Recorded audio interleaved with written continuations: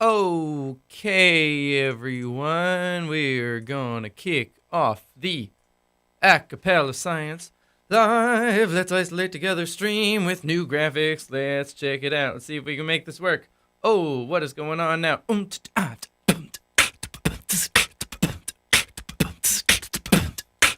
Hey, check it out in the chat. You got a chat over there.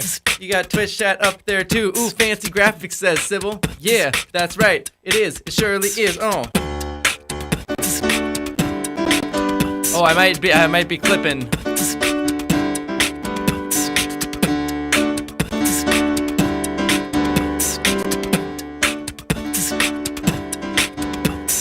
Oh yeah.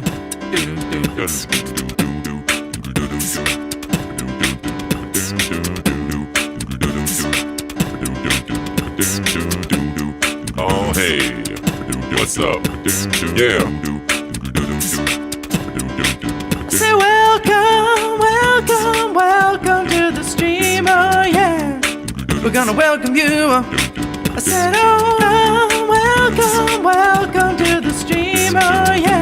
Oh yeah, I'm gonna welcome you. Welcome on, welcome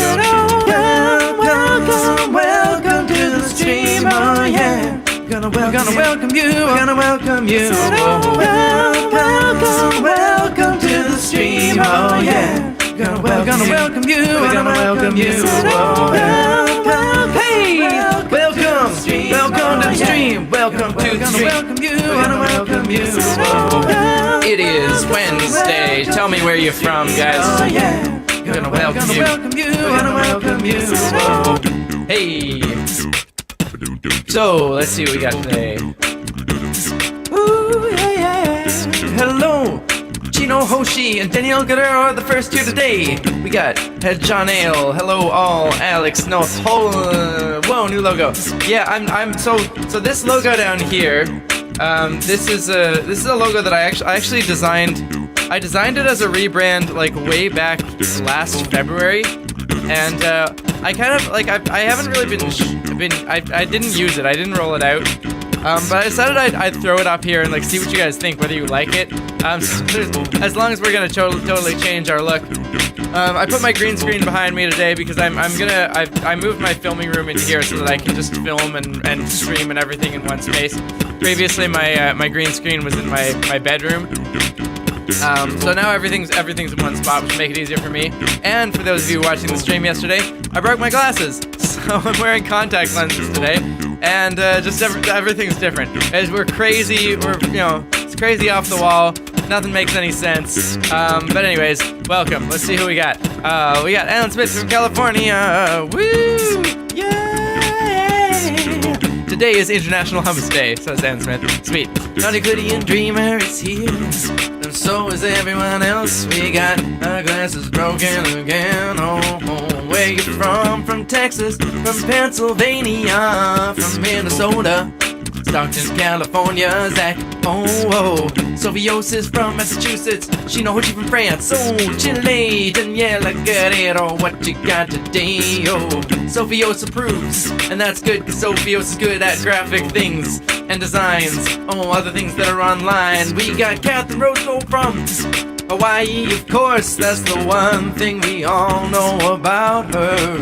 Alice is from Ithaca, Allison from Brazil, Super glue didn't work, no it didn't. I tried to super glue my glasses together and they just didn't stay together. So I don't know what I'm gonna do. Maybe I'll get new glasses, or maybe I'll finally transition to contact lenses, which is it's really nice to have peripheral vision. You can look this way and that way and still see clearly. What is this world? We have Limburgish mapping from the Netherlands. We got Joshua from Germany. Oh, on Twitch we got Sybil Fancy Graphics and Smith from California again. Hi from the UK, from Germany. Told you, duct tape. Yeah. Okay, Jeanette is on Twitch now. Yo, sweet. Hey, what are we gonna do? How do you break his glasses? Says we are trains. I guess trains wasn't on the stream at that point yesterday. Oh, I will tell you the story, trains. The problem was that I had to put on a mask to go to the bank. Not to the bank, actually. Instead, it was to the hardware store. No, it wasn't the hardware store. Hardware store was afterwards. See, we were gonna go to get a package. Get a package from Canada Post, because I had a package that was delivered. I had to go see what it was, but it turned out that there was a huge long lineup, so we couldn't actually go to the post office. But in the process of that, I tried to put on a mask, and while I was putting on a mask, my glasses fell off of my face, and I fell down. They fell on the ground, and the frame cracked in half, and one of the lenses fell out. So until then, I am glasses-less. I don't know, I might have to do the next video glasses-less. Maybe I'll just do this from now on. Who knows? It's a crazy world. Nothing makes any sense. Oh, welcome. Gonna welcome you. Gonna welcome you. Welcome to the stream. Oh, yeah. Welcome you. Gonna welcome you. Hello from Spain. Welcome to the stream. Oh, yeah. What's new in you guys' life today? We're trying to, on the Discord, we mods are trying to figure out some, how to deal with geopolitics in the chat, and religious politics and all manner of things. It's a little complicated, but we'll get it sorted out. Mods have been really good with their different perspectives on it. That's a nice monocle thing. Alice's code works. Everyone congratulate Alice, that her code finally works. Woo! It's sunny finally. Oh, the sun is a very powerful force. It's 50 million degrees in the middle, and it makes it fuse hydrogen. What am I talking about? Oh, I was thinking about science again. Oh yeah. The sun fuses hydrogen into helium and then releases lots of neutrinos from the center. Oh, it's only a small star compared to some others, although most of the stars are even smaller than that. Most stars are red dwarfs, I believe, but the biggest ones can knock it flat. What was that giant star? Cygnus? I mean, Sirius is pretty big. Sirius is a blue giant. You can see it from Earth. We call it the dog star for some reason. Maybe it's the head of a dog. Actually, I have no idea. Oh, we like to name different stars after animals. Like we have Polaris, named after a polar bear. No, not really. But we do have the Great Bear, the Arcturus Major, from which the Arctic gets its name, I think. Oh yeah. Betelgeuse is a big one, or do you call it Beetlejuice? I don't know which one. If you're French or English, I am confused. Oh, maybe not pronounced that way, I don't know, yeah. Eric's not as confused, just like me, so Ursus Major, it's a big bear. It's over in the north, and where is that here? North is like that way. From here. What am I talking about? When a star gets old, maybe it implodes, maybe it explodes while it implodes. The inner part collapses and the outer layers bounce back. They explode outward in a supernova, and we can see it, that's facts, because it shines brighter than a galaxy, of which it is in for a brief moment. Lots of energy going in a stellar window. But other stars just cool. They collapse down into a white dwarf, and then they go even colder, and then eventually they become a black dwarf. Oh, did you know about that? It takes a very long time. Actually, it might be long enough that I don't think there are currently any black dwarfs in the universe, because the time that it would take for a white dwarf to actually radiate all of its energy and cool to a black dwarf hasn't happened yet. The universe isn't old enough, which is pretty crazy. Yeah. What else should we sing about?